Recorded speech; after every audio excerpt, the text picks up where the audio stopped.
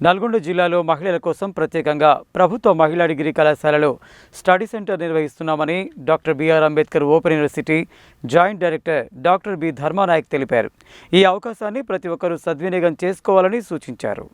ప్రభుత్వ మహిళా డిగ్రీ కళాశాలలోని doctor BR Ambedkar open university అధ్యయన కేంద్రాన్ని శుక్రవారం university joint director doctor B Dharmanayak సందర్శించారు.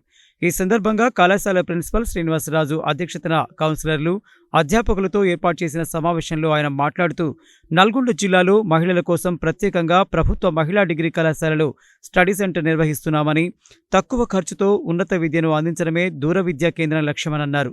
ఈ సందర్భంగా doctor BR Ambedkar open university registrar టెలికాన్ఫరెన్స్లో అడ్మిషన్ ప్రక్రియ గురించి పలు సూచనలు చేశారు. ఈ కార్యక్రమంలో ప్రిన్సిపల్ శ్రీనివాసరాజ్, అధ్యాపకులు, కౌన్సిలర్లు తదితరులు పాల్గొన్నారు. మహిళలు మాత్రమే చదువుకోగలుగుతారు ఈ స్టడీ సెంటర్లో, ఈ అధ్యయన కేంద్రంలో అని చెప్పి మనం మహిళల్ని ఇక్కడ జాయిన్ చేయించుకోవాలి. అలాగే ఉమ్మడి అధ్యయన కేంద్రాల్లో ఉన్న అన్ని స్టడీ సెంటర్లు కూడా మన రీజనల్ సెంటర్ ఎంపికలతో కోఆర్డినేషన్ చేసుకోవాలి. కాబట్టి ఈ ప్రక్రియలో భాగంగా అడ్మిషన్ పెంచే భాగంగా కూడా రిజిస్ట్రార్ మేడం డాక్టర్ సుధారాణి కూడా ప్రొఫెసర్ కూడా చెప్పారు.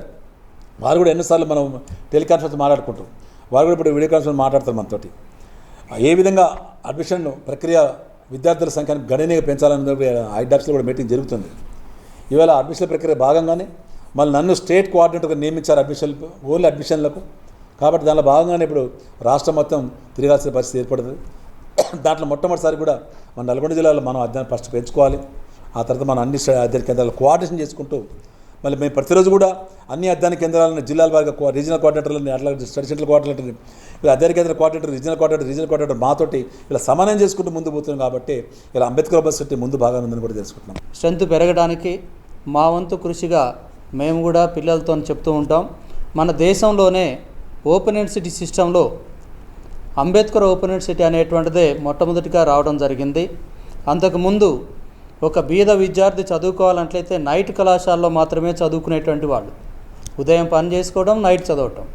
అటువంటి వ్యవస్థ నుంచి అంబేద్కర్ ఓపెన్ యూనివర్సిటీ వచ్చిన తర్వాత దేశంలో ఉన్నటువంటి అన్ని వర్గాల వారు, గృహిణులు, విద్యార్థులు, డిస్టర్బ్ అయినటువంటి వాళ్ళు, మధ్యలో చదువు ఆపేసినటువంటి వాళ్ళు, ఉద్యోగాలు చేస్తున్నటువంటి వాళ్ళు, వీళ్ళందరూ కూడా చదువుకోవడానికి, ఒక డిగ్రీయే కాకుండా పీజీ కూడా చదువుకోవడానికి, పిహెచ్డీ చేయడానికి అవకాశం కల్పించినందుకు యూనివర్సిటీ పెద్దలందరూ ఎవరైతే ఉన్నారో అంబేద్కర్ ఓపెన్ యూనివర్సిటీకి సంబంధించి వీసీ కానీ, రిజిస్ట్రార్ కానీ, డైరెక్టర్స్ కానీ వీళ్ళందరికీ కూడా మా కళాశాల తరపున అభినందనలు, నమస్కారాలు చెప్తూ